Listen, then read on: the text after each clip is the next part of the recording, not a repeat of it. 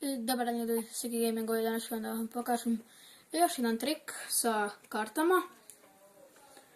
Jednostavan je.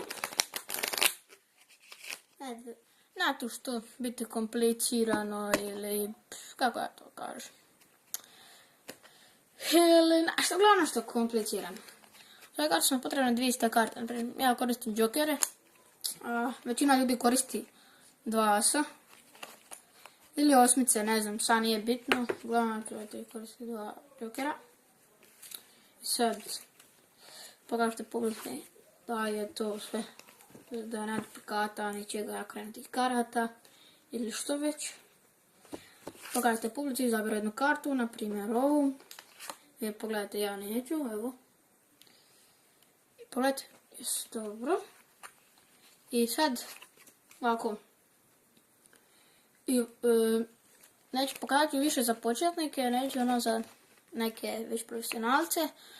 Da pokušate od ozgora odgurnuti skroz do dole, na primjer ovim putem.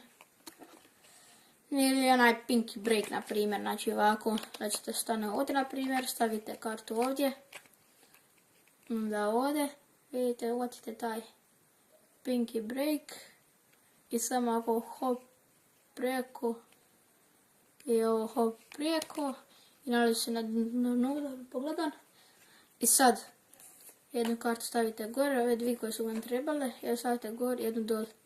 I sad vidite kako držite ovu, morate uvati šestanim prstima ovu vašu donju kartu i ovu gornju, i onda ga bacite špil, uvatite jednu kartu, kao druga, nek ta vaša karta.